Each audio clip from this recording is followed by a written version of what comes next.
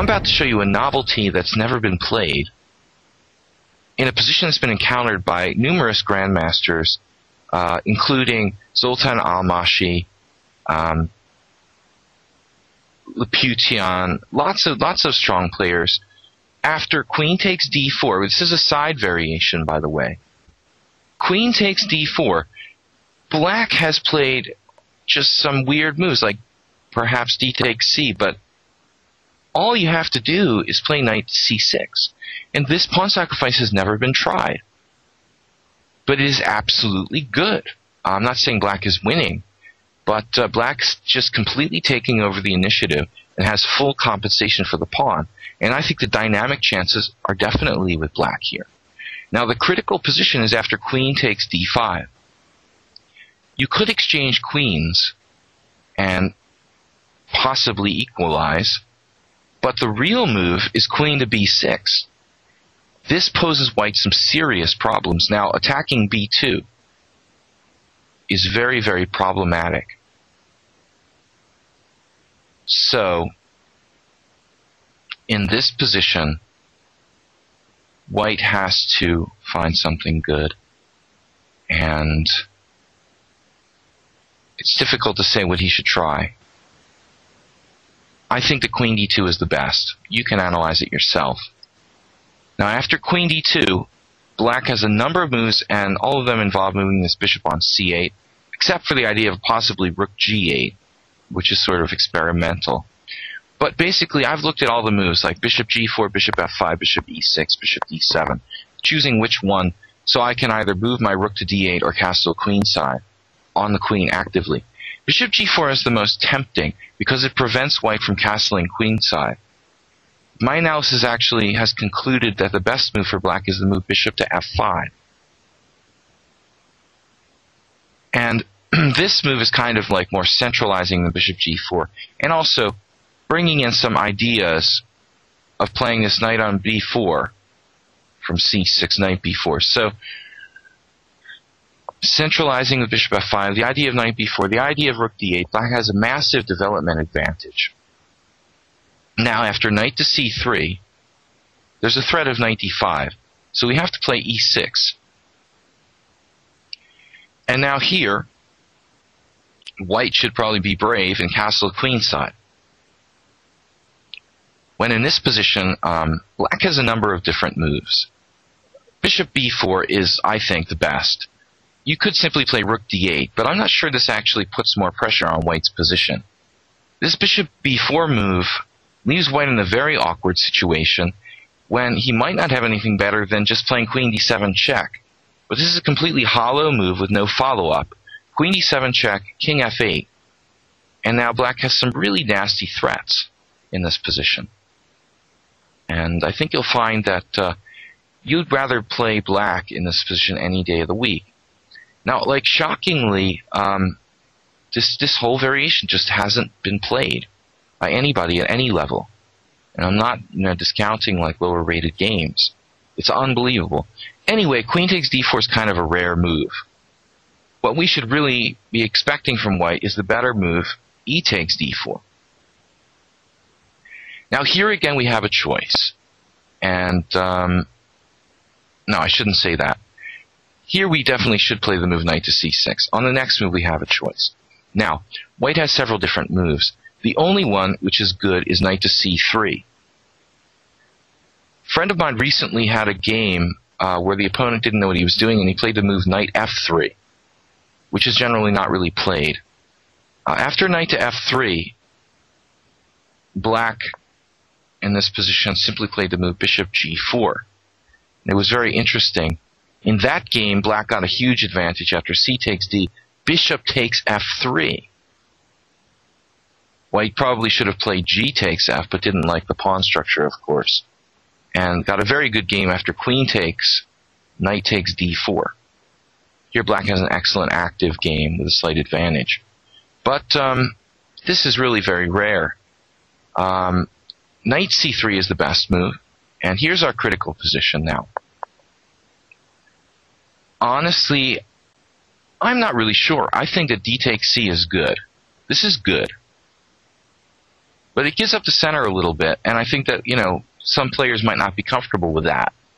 After d5, black could play either knight a5 or knight e5. I like knight e5. If white wants to play f4, you know, good luck, because you are just creating massive, massive weaknesses in your position. If you play f4, knight d7, simply come back. And I think that black just has a sweet game here. White is totally overextended. But in most cases, what we normally do is play bishop to e6 here. And this is what Leko did in one of his few Trompowski games. And against Leko, the best move was played. White can do various things here, but I don't think that c takes d helps white. I mean, this really just helps black sort out his position. Now the bishop's on a very strong square. If white ever exchanges it, white has a very weak isolated pawn on d4. So, white cannot take. He could experiment with some weird moves here, perhaps. But I think in general they don't really work. Things like knight on e2, maybe knight h3 is kind of interesting. Knight h3 is tricky, with the idea of bishop takes h3, c takes d. But, you know, objectively, I don't think that black has any problems here. You know, even after something like bishop d7, d takes c, black could probably take either way on c6 and be about equal. But this is really going pretty far afield. No, basically, bishop e6, c5 is the main idea. Now queen d7, and we're following Leko. When black is going to try at some point, he would like to get in e5. e7, e5. That's the point. But not so easy. But first we're going to move that bishop. So the problem with c5 is that it takes the pressure off of d5. And that's normally a fundamental structural mistake. So Leko here simply played the move bishop g4 on the next turn. I think that we saw in the game bishop b5. I believe it was bishop b5. No, sorry, a3. Supporting the advance b4. Now bishop g4. Not the only move. Bishop f5 also okay. And now f3 is very weakening, but the most aggressive move. And here, black has a choice between bishop h5 and bishop f5. I definitely prefer bishop f5 because it's more in the center, and it also doesn't block the h-pawn. And the h-pawn can be used to launch down the board to weaken white's king side in the event that he castles king side. And I like black's position. Also, very important is to understand you have this idea of bishop h6 at some point, which will really highlight the weaknesses in white's dark squares in the position. And in most cases, black will castle queenside here. There is a certain amount of flexibility. He could consider castling kingside. I think that would take some of the dynamics out of possibilities like h, pawn advances, and so forth. Anyway, you know, this is kind of like the main line. You're going to have to be careful. White will probably at some point advance on the queen side. So the idea is to strike before he has time to do that. And basically, that's the idea here. If b4, e5. And now, if take, d4. You know, before white has a chance to really settle in, you know, and push you around with b4, b5, you're already like calling the shots in the center. So knight e4, and then something like bishop takes e4, f takes e4. I would think that black could just take with a knight on e5 in this position and forget about pawn structure. Pawn takes is okay, but anyway, the knight's probably going to get kicked. It's a monster piece on e5 with a very strong passed pawn on d4. Black's structure is not pretty, but white has no development in this position. And we're ready to break white up with moves like b6 and a5, bishop h6. Now black, despite the pawn structure ugliness of g takes f, has to be better here. So there's a lot of interesting stuff in this variation. But I just don't see any problems for black anywhere whatsoever, though some of the positions are rather abstract. If you're so inclined, and you don't like this variation, you can exchange on c4 after knight c6, knight c3, as I mentioned. You can even exchange at an earlier stage. But as I mentioned earlier, generally white will play d5. He can also do this thing, like giving up the d4 pawn, but probably not being worse. After like queen takes d4, knight takes d4. White has sometimes ideas like knight b5. But these things are really not a big deal. Black is at least equal here. So mostly people aren't going to sacrifice their d-pawn. They're going to have to play d5, and then you're going to play knight e5, and then probably what you're going to see, and I think which is probably the best move, is bishop takes c4. And then after bishop takes c4, knight takes c4, queen a4 check, bishop d7, and queen takes c4. And here's a position which is kind of unusual. 2 knights versus 2 bishops. And you look at the position, you say, well, white has more space. His queen's developed. Black has double pawns. What the heck? Beginner would probably say, well, who cares about the bishops? White's probably better here. Well, I don't agree. White is a little bit overextended. Black is very compact. Black has awesome open files for his rooks. I mean, how the heck are the white rooks going to play here? Are they really going to get into d1 and e1 and influence the game fast enough for black can play rook c8 and rook g8 and start wreaking havoc? Also, the bishop will probably come to h6.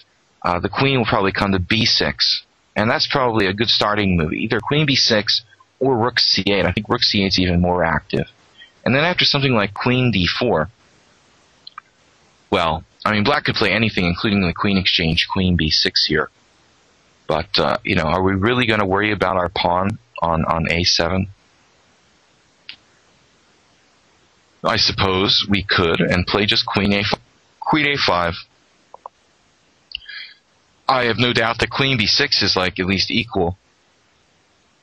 Queen b6, a b6, and with the idea of playing like b5, bishop h6, or f5 and bishop g7, or even e6. Black has no problems whatsoever. So I don't see any problems here. And finally, last thing we have to look at is knight c3 instead of c4. And this is really like, not the last thing, there's one more line, but knight c3, we'll look at that in more detail in transposition in our other section. But right now, let's finally look at c3. This was played against me, I think, by maybe even 2 players, but one of them was Grandmaster Chernyshov from Russia, who's an excellent and creative player. And here, black has an awful lot of choices. Now, many players I know have gone with the just standard e5. And now that's something that I think is fine. This is basically very similar to the line we talked about in the beginning with c3 earlier, but with c3 on the 4th move. But the thing is, black really takes a lot of responsibility when he moves that pawn to e5. The central pawn phalanx becomes a little inflexible. Sometimes it's safer just to play e6, and a lot of players have done that here, including the Hungarian GM Viktor Erdos. We've seen a lot of Trompowskis here in Budapest in the last few years, and all the Hungarians have gone on to g takes f. But I have to be proud of the fact that I was probably one of the influences there. So I was one of the first players here in Budapest to start regularly playing g takes f. e6 is pretty tight, and you can play f5 later instead of e5 with a kind of stonewall setup, or just maintain your flexibility. And I like that. I like that approach, just solid and tight. And but feel free to play e5 if you want. Really, as long as white's not threatening to play c4, I'm not worried about playing e5. I just don't want white to get the superior center. A lot of players play other moves here. Even knight c6 are not really afraid of the take on c5, and it's probably not a big deal.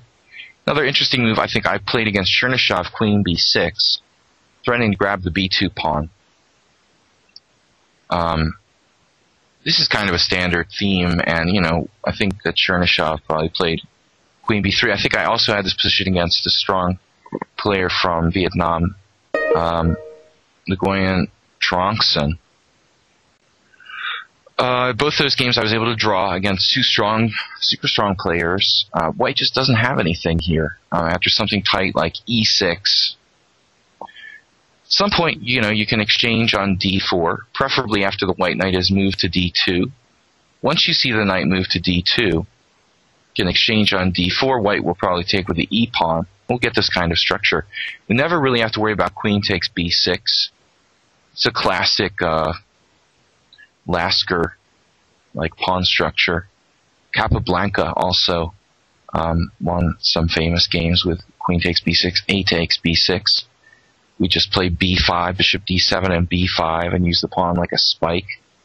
Black's pawn structure is fine. I mean, these look like weaknesses, but in fact, in reality, after something like, I don't know, bishop d7, queen takes b6, a takes b6, black has the a file, black has the g file, black has two bishops, and black can play b5, b4, threaten to play b5, b4 at any moment.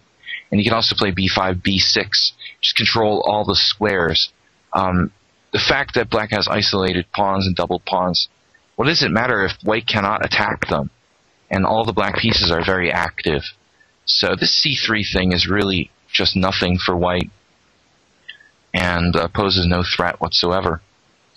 And that's about it.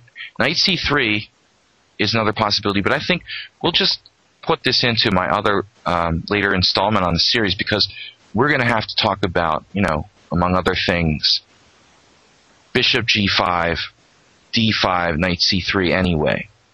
And here against knight c3, I'm going to recommend c5. So in this position, I'm going to recommend the same approach. After bishop takes f6, g takes f6, knight c3, c5 I'm going to recommend here. But if you're a chicken, after bishop g5, d5, knight c3, you could also play the variation knight on b to d7. But I think that c5 is just more active. This is a little passive. Some books have recommended it for black. I have my doubts. I don't really think it's all that great for black. I think it's better to attack the center with c5. Anyway, we'll go into more detail on that and other variations in our coming installments on standing up to the Trompowski. But as of now, and I think for a very long time in the future, I do not foresee white gaining any advantage with the move to bishop g5. Thanks for joining me. This was International Master William Paschall, and recommend that you stay tuned here at chesslecture.com for future installments on this series and many others. Thanks again. This is Grandmaster Damian Lemos here for OnlineChessLessons.net. First of all, I hope you enjoyed this video. If you would like to receive more free chess videos from us, you can just click the subscribe button below. I would also highly recommend signing up for my free mail course, the 10 Grandmaster Secrets to Dominate Chess. During this exclusive course from OnlineChessLessons.net, I'll share with you my own Grandmaster shortcuts to effective attacking, defending, and growth hacks to improving your chess without complicated books or memorization. So sign up by clicking the sidebar on the right, and I know you won't be disappointed. Once more, this is Damian for OnlineChessLessons.net, and I'll see you in my videos. Thank you.